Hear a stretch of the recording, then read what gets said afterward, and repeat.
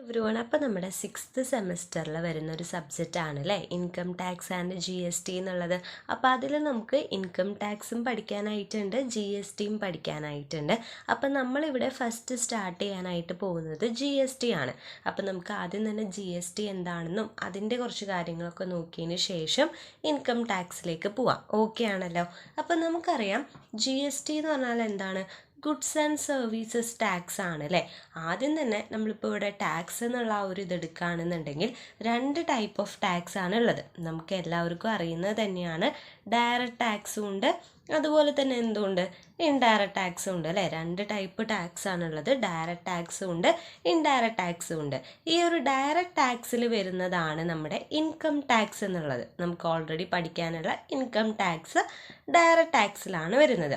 ഈ ഒരു ഇൻഡയറക്റ്റ് ടാക്സിൽ വരുന്നതാണ് എന്തെന്ന് പറയുന്നത്? GST എന്ന് പറയുന്നത്. ഇൻഡയറക്റ്റ് ടാക്സിൽ വരുന്നതാണ് GST എന്ന് പറയുന്നത്. അപ്പോൾ ഈ ഒരു GST എന്ന് പറയുന്ന സംഭവം, അല്ലെങ്കിൽ ഈ ഒരു GST എന്ന് പറയുന്നത് ഫസ്റ്റ് നമുക്ക് സ്റ്റാർട്ട് ചെയ്തത് അല്ലെങ്കിൽ ഫോഴ്സിൽ വന്നത് എന്ന് തൊട്ടാണ്? 1 ജൂലൈ 2017 മുതലാണ് GST നിലവിൽ വന്നത്. അപ്പം നമുക്കൊരു ഇത് വരില്ലേ, അതായത് അപ്പോൾ ഈ 2017 വരെ GST ഉണ്ടായിരുന്നില്ലേ, അല്ലെങ്കിൽ GSTക്ക് പകരം വേറെ എന്തെങ്കിലും ആയിരുന്നോ എന്നുള്ളൊരു ഡൗട്ട് വരും അല്ലേ. എങ്ങനെയായിരുന്നു? 2017 മുന്നേ, അതായത് ഈ ഒരു GST വരുന്നതിന് മുന്നേ നമുക്ക് ഇൻഡയറക്റ്റ് ടാക്സ് ആയിട്ട് വേറെ കുറച്ച് ടാക്സസുകൾ ഉണ്ടായിരുന്നു. അതേതൊക്കെയാണ്? അതായത് സർവീസ് ടാക്സ്, എക്സൈസ് ഡ്യൂട്ടി, അതുപോലെ തന്നെ value added tax, central sales tax, അങ്ങനെ കുറച്ച് ടാക്സുകൾ ഉണ്ടായിരുന്നു. സർവീസ് ടാക്സ്, എക്സൈസ് ഡ്യൂട്ടി, വാറ്റ്, CST, അങ്ങനെ കുറച്ച് ടാക്സുകളാണ് ഈ ഒരു 2017 മുന്നേ ഉണ്ടായിരുന്നത്. ഈ പറയുന്ന ടാക്സുകളെയെല്ലാം തന്നെ എലിമിനേറ്റ് ചെയ്തുകൊണ്ട് അല്ലെങ്കിൽ റീപ്ലേസ് ചെയ്തുകൊണ്ടാണ് 2017 എന്ത് വന്നത്? GST വന്നത്. അപ്പോൾ 2017 GST വന്നതിന് ശേഷം ഈ പറയുന്ന ടാക്സുകൾ ഉണ്ടോ? ഇല്ല. ഇതിനെല്ലാം കൂടിയിട്ട് ഒരൊറ്റ ടാക്സ് ആയിട്ട് 2017 വന്ന ടാക്സ് ആണ് ഏതെന്ന് പറയുന്നത്? GST എന്ന് പറയുന്നത്. ഓക്കെ ആണല്ലോ? ക്ലിയർ ആയില്ലേ? ഇങ്ങനെയാണ് GST came into force from July 1st, 2017, replacing number of other taxes. അതായത് വേറെ കുറേ ടാക്സുകളെ റീപ്ലേസ് ചെയ്തുകൊണ്ട് GST എന്ന് തൊട്ട് ഫോഴ്സിൽ വന്നു? July 1st, 2017 തൊട്ട് ഫോഴ്സിൽ വന്നു എന്നാണ് പറയുന്നത്. നമ്മൾ നേരത്തെ പറഞ്ഞ കാര്യം തന്നെയാണ്. ഇനി നമ്മൾ മെയിനായിട്ട് നോക്കാൻ പോകുന്നത് എന്താണ്? ഇനി നമ്മൾ ഡയറക്റ്റ് ടാക്സും ഇൻഡയറക്റ്റ് ടാക്സും തമ്മിലുള്ള ഡിഫറൻസ് ആണ് പറയാനായിട്ട് പോണത്. അപ്പോൾ ഇതിൽ നിന്ന് നമുക്ക് ഡിഫറൻസ് ചോദിച്ചാൽ ഡിഫറൻസ് എഴുതാം. അതല്ലാന്നുണ്ടെങ്കിൽ നമുക്ക് ഡയറക്റ്റ് ടാക്സ്, നമ്മളിപ്പോൾ ഡയറക്റ്റ് ടാക്സിൽ മെയിനായിട്ട് ഇൻകം ടാക്സ് ആണ് പഠിക്കുന്നത്. അതിനെക്കുറിച്ച് നിങ്ങൾക്ക് ചോദിച്ചാലും എഴുതാനായിട്ടും മനസ്സിലാക്കാനായിട്ട് പറ്റും. അതേപോലെ തന്നെ ഇൻഡയറക്റ്റ് ടാക്സിൽ ഇപ്പോൾ GSTനെ കുറിച്ച് എന്തെങ്കിലും നോട്ട് ചെയ്താനോ അല്ലെങ്കിൽ GST എന്താണെന്ന് ചോദിച്ചാലും നമുക്ക് എഴുതാനായിട്ട് കുറച്ച് കാര്യങ്ങൾ ഇതിൽ നിന്ന് കിട്ടും. മെയിനായിട്ടൊരു ഐഡിയ കിട്ടും എന്താണ് ഡയറക്റ്റ് ടാക്സ് എന്നും എന്താണ് ഇൻഡയറക്റ്റ് ടാക്സ് എന്നും. അപ്പോൾ നമുക്ക് സ്റ്റാർട്ട് ചെയ്യാം. അപ്പോൾ ഡയറക്റ്റ് ടാക്സിലെ ഫസ്റ്റ് വൺ എന്താണ്? Pair and sufferer are same. അതായത് നമുക്കറിയാം അല്ലേ, ഡയറക്റ്റ് ടാക്സിൽ മെയിനായിട്ട് ഇൻകം ടാക്സ് ഒക്കെയാണ് വരുന്നത്. അപ്പോൾ അവിടെ ആരാണോ ഇൻകം ജനറേറ്റ് ചെയ്യുന്നത് അല്ലെങ്കിൽ ആർക്കാണോ ഇൻകം കിട്ടുന്നത് അയാൾ തന്നെയാണ് അതിൻ്റെ ടാക്സ് അടയ്ക്കേണ്ടതായിട്ട് വരുന്നത്. അപ്പോൾ അവിടെ പേ ചെയ്യുന്ന ആളും സഫർ ചെയ്യുന്ന ആളും എന്താണ്? സെയിം ആണെന്നാണ് പറയുന്നത്. എന്നാൽ ഇൻഡയറക്റ്റ് ടാക്സിൽ അങ്ങനെയാണോ? അല്ല അല്ലേ. പേയറും സഫററും ഡിഫറെൻ്റ് ആണ് അല്ലേ. പേ ചെയ്യുന്ന ആളും സഫർ ചെയ്യുന്ന ആളും രണ്ടാണെന്നാണ് പറയുന്നത്. അതുപോലെ തന്നെ ഡയറക്റ്റ് ടാക്സ് എന്ന് പറയുന്നത് ഇൻകം ബേസ്ഡ് ആയിട്ടുള്ള ഒരു ടാക്സ് ആണ്. ഇൻഡയറക്റ്റ് ടാക്സ് എന്ന് പറയുന്നതോ സപ്ലൈ ബേസ്ഡ് ആയിട്ടുള്ള ഒരു ടാക്സ് ആണ്. ഡയറക്റ്റ് ടാക്സിൽ റേറ്റ് ഡിഫറെൻ്റ് ആണ്. ഡയറക്റ്റ് ടാക്സിൽ ഓരോ പേഴ്സൺസും അവർക്ക് എത്ര ഇൻകാണോ കിട്ടുന്നത് അതിൻ്റെ ബേസിലായിരിക്കും എന്ത് ചെയ്യുന്നുണ്ടാവുക? ടാക്സ് പേ ചെയ്യുന്നുണ്ടാവുക. അപ്പോൾ അവിടെ റേറ്റ് ഡിഫറെൻ്റ് ആയിരിക്കും. എന്നാൽ ഇൻഡയറക്റ്റ് ടാക്സിൽ റേറ്റിന് ഡിഫറൻസ് ഉണ്ടോ? റേറ്റിന് ഡിഫറൻസ് ഉണ്ടാവില്ലേ. ഇപ്പോൾ നമ്മൾ ഒരു പേനയാണ് വാങ്ങുന്നതെങ്കിൽ എല്ലാ പേനകൾക്കും, ഇപ്പോൾ ലെക്സിയാണ് വാങ്ങുന്നതെങ്കിൽ എല്ലാ ലെക്സി പെന്നിനും സെയിം റേറ്റ് ആണ് ഉണ്ടാവുക അല്ലേ. അപ്പോൾ അവിടെ റേറ്റിന് എന്തുണ്ടാവില്ല? ഡിഫറൻസ് ഉണ്ടാവില്ല. ഡയറക്റ്റ് ടാക്സിലെ എൻറ്റയർ ടാക്സ്, അതായത് ഡയറക്റ്റ് ടാക്സ് എന്ന് പറഞ്ഞ് കിട്ടുന്ന എല്ലാ ടാക്സും എങ്ങോട്ടാണ് പോകുന്നത്? സെൻട്രൽ ഗവൺമെൻറ്റിനാണ് കൊടുക്കുന്നത് അല്ലെങ്കിൽ സെൻട്രൽ ഗവൺമെൻറ്റിലേക്കാണ് പോകുന്നത്. എന്നാൽ ഇൻഡയറക്റ്റ് ടാക്സിലെ ടാക്സോ സെൻട്രലിനും പോകുന്നുണ്ട്, സ്റ്റേറ്റിനും പോകുന്നുണ്ട്, രണ്ടിടത്തേക്കും 2 ഗവൺമെൻറ്റിനും പോകുന്നുണ്ട്.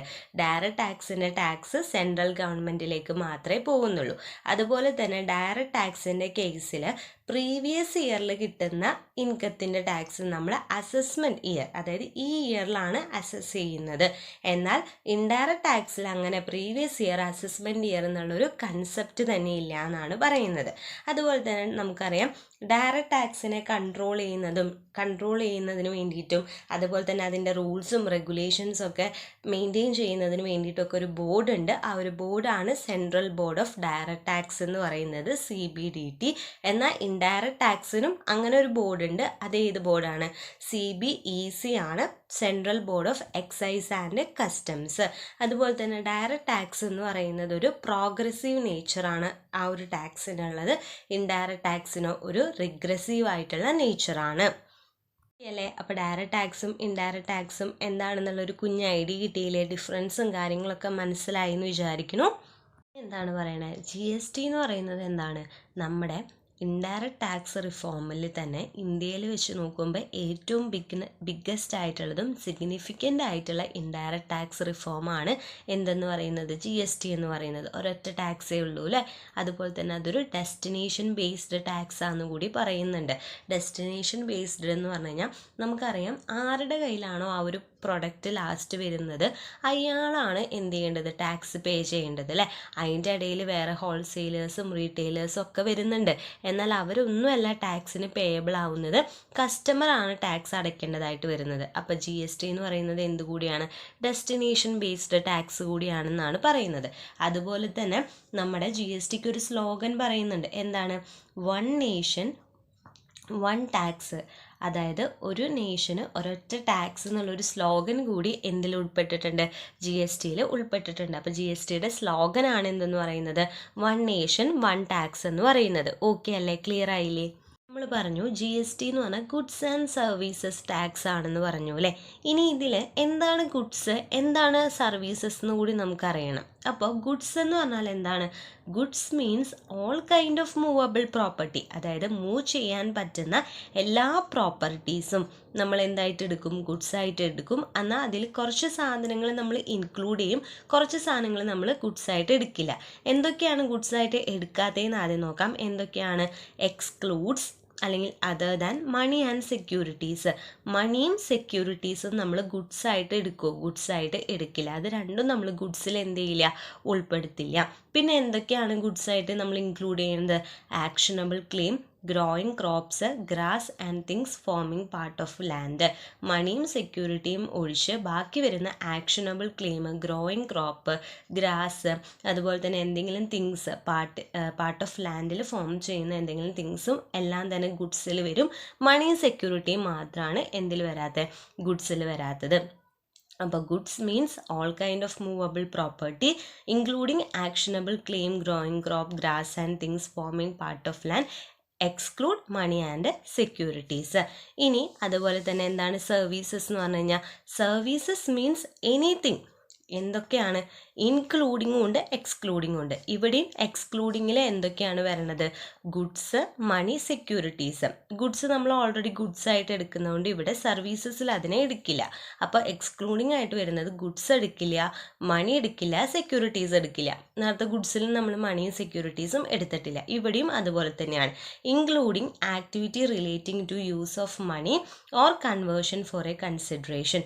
എന്തെങ്കിലും മണിയുടെ യൂസിന് വേണ്ടിയിട്ട് ആക്ടിവിറ്റീസ് നമ്മൾ ചെയ്തു കൊടുക്കുന്നതോ അല്ലെങ്കിൽ എന്തെങ്കിലും ഒരു കൺസിഡറേഷൻ കിട്ടുന്നതിന് വേണ്ടിയിട്ട് നമ്മൾ ചെയ്തു കൊടുക്കുന്ന ആ ഒരു കാര്യങ്ങളെയാണ് നമ്മളിവിടെ സർവീസസ് ആയിട്ട് എടുക്കുന്നത്. മണിയെയും സെക്യൂരിറ്റീസിനെ എന്തായിട്ട് എടുക്കില്ല? സർവീസസ് ആയിട്ട് എടുക്കില്ല. ഇതാണ് ഗുഡ്സ് ആൻഡ് സർവീസസ് ടാക്സിൽ വരുന്ന ഗുഡ്സും സർവീസസ് എന്ന് പറയുന്നത്. ഓക്കെ ആയില്ലേ? അപ്പോൾ ഇത്രയും കാര്യങ്ങൾ നമ്മൾ പറഞ്ഞത്. നമ്മൾ GST എന്താണെന്ന് പറഞ്ഞു, അതുപോലെ തന്നെ ഡയറക്റ്റ് ടാക്സ് ഇൻഡയറക്റ്റ് ടാക്സ് തമ്മിലുള്ള ഡിഫറൻസ് പറഞ്ഞു, അങ്ങനെ കുറച്ച് കാര്യങ്ങൾ ഡിസ്കസ് ചെയ്തു. അതിൽ GSTയിൽ ഗുഡ്സ് എന്താണ്, സർവീസസ് എന്താണെന്ന് പറഞ്ഞു. അങ്ങനെ കുറച്ച് കാര്യങ്ങൾ മാത്രമാണ് നമ്മളിതിൽ പറഞ്ഞിട്ടുള്ളൂ. അപ്പോൾ ഇത്രയും പറഞ്ഞത് നിങ്ങൾക്ക് ഓക്കെയാണ്, മനസ്സിലാവുന്നുണ്ടെന്ന് വിശ്വസിക്കുന്നു. നിങ്ങൾക്ക് മനസ്സിലാവുന്നുണ്ട്, ഇതുപോലെ തന്നെ എടുത്താൽ മതി എന്നുണ്ടെങ്കിൽ ജസ്റ്റ് അതൊന്ന് പറയാം കേട്ടോ. അതിന് വേണ്ടിയിട്ടാണ് നമ്മൾ കുറച്ചെടുത്തിട്ട് നിർത്തുന്നത്. ബാക്കി നമുക്ക് നെക്സ്റ്റ് വീഡിയോയിൽ എടുക്കാം. അപ്പോൾ ഇത്രയും നിങ്ങൾക്ക് പറഞ്ഞത് യൂസ്ഫുൾ ആയിട്ടുണ്ട്. വീഡിയോ യൂസ്ഫുൾ ആണെന്നുണ്ടെങ്കിൽ എന്ത് ചെയ്യാം, ജസ്റ്റ് ഒന്ന് ലൈക്ക് ചെയ്യുക, ഷെയർ ചെയ്യുക. അതുപോലെ തന്നെ നമ്മുടെ വീഡിയോസ് ആദ്യമായിട്ട് കാണുന്നവർ ആരെങ്കിലും ഉണ്ടെങ്കിൽ ജസ്റ്റ് ഒന്ന് സബ്സ്ക്രൈബ് കൂടി ചെയ്യുക. പിന്നെ എന്തെങ്കിലും ഡൗട്ടോ സജഷൻസോ ഉണ്ടെങ്കിൽ കമൻറ്റ് ബോക്സിൽ കമൻറ്റും ചെയ്യുക. ബാക്കി നമുക്ക് നെക്സ്റ്റ് വീഡിയോയിൽ നോക്കാം കേട്ടോ.